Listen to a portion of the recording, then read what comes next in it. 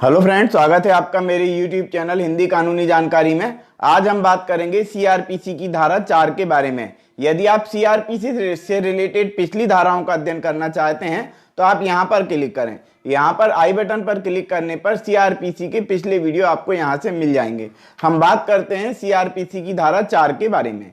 ये कहती है भारतीय दंड संहिता और अन्य विधियों के अधीन अपराधों का विचारण।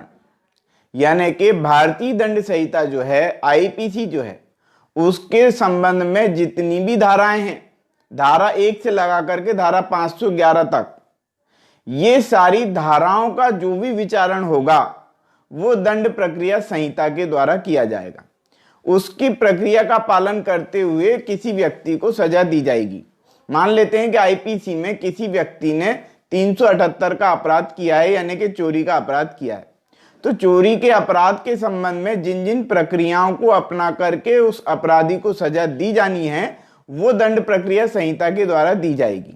यानी कि आईपीसी में सारी धाराएं जितनी भी हैं उनका विचारण, उनका अन्वेषण, उनकी जांच और उनके संबंध में जितनी भी विधिक प्रक्रिया होती है वो सारी की सारी प्रक्रिया जो है दंड प्रक्रिया संहिता के द्वारा की जाएगी। ये इसमें लिखा हुआ है। क्या लिखा हुआ है कि भारतीय दंड संहिता के अधीन, यानी कि आईपीसी के अधीन सब अपराधों का अन्वेषण, सब यानी कि पूरे के पूरे जितने भी अपराध हैं वो सारे के सारे उनका अन्वेषण, जांच, विचारण और उनके संबंध में अन्य कार्रवाइयां इसके पश्चात अंतर्विष्ट उपबंधों के अनुसार की जाएंगी।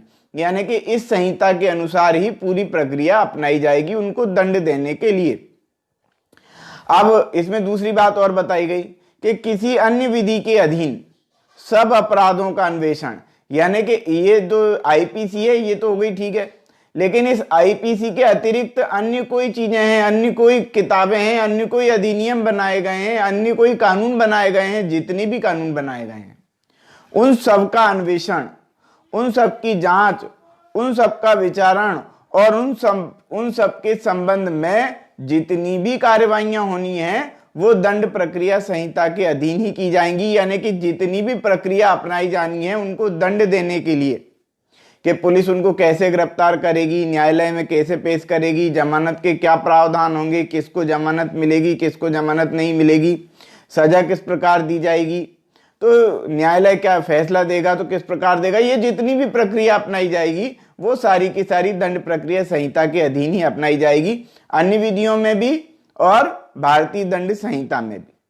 अब अन्य विधियों की बात जो बताई गई है उसमें एक बात और बताई गई है, वो ये वाली बात बताई गई है कि अन्य विधियों में यदि कोई अन्य उपबंध किए गए हैं, यानी कि किसी कोई अन्य विधि बनाई गई, कोई अन्य कानून बनाया गया, मान लो कस्टम अधिनियम बनाया गया, भारतीय जो है और भी जो अधिनियम बनाए गए उन अधिनियमों के अंतर्गत, मतलब घरेलू हिंसा से संरक्षण अधिनियम है, भरण पोषण अधिनियम है, या कितने भी कोई भी कानून है, यदि उनमें दंड प्रक्रिया संहिता के दंड प्रक्रिया संहिता से भिन्न कोई अन्य प्रावधान उसमें किए गए हैं, दंड देने के लिए कोई प्रक्रिया अपनाई गई है, तो वह फिर वो प्रक्रिया जो है वहां पर लागू होगी उस अन्य विधि में, यदि वो कोई प्रक्रिया दी गई है तो।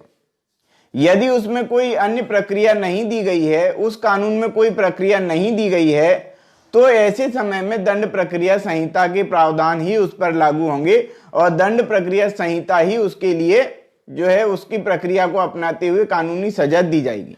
लेकिन यदि किसी अन्य विधि में, किसी अन्य कानून में, किसी अन्य अधिनियम में यदि इस प्रकार की कोई प्रक्रिया नहीं दी गई है, यदि किसी अपराध अन्वेषण या विचारण के संबंध में अपनाई जाने वाली प्रक्रिया के संबंध में विशेष अधिनियम मौन है, विशेष अधिनियम यानी कि जो कानून बनाया गया है वह मौन है, तब ऐसी दशा में दंड प्रक्रिया संहिता के उपबंध उस पर लागू होंगे। ये कहा गया है। नील रतन का मामला था, इस मामले में ये वाली बात कही गई है।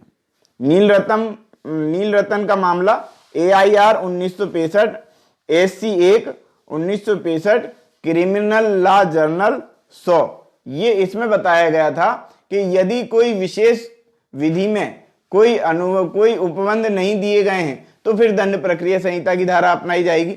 यानी कि दंड प्रक्रिया संहिता के प्रावधान वहां पर आवश्यक रूप से प्रभावी होंगे जहां पर विशेष उपबंध में, विशेष प्रक्रिया संहिता में या विशेष कोई चीज विशेष कानून में यदि कुछ बातें नहीं बताई गई हैं तो वो दंड प्रक्रिया संहिता के अंतर्गत आएंगी।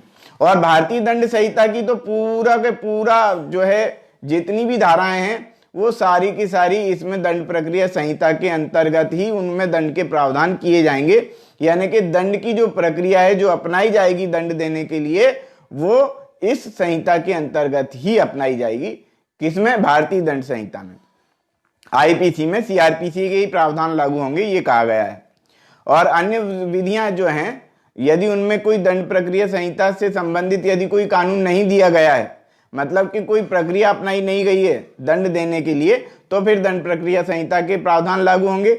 और यदि वहां पर कोई प्रक्रिया अपनाई गई है दंड देने के लिए उस विधि में, उस कानून में, उस अधिनियम में, तो फिर इसके प्रावधान लागू नहीं होंगे। यहाँ पर ये बताया गया सीआरपीसी की धारा 4 में।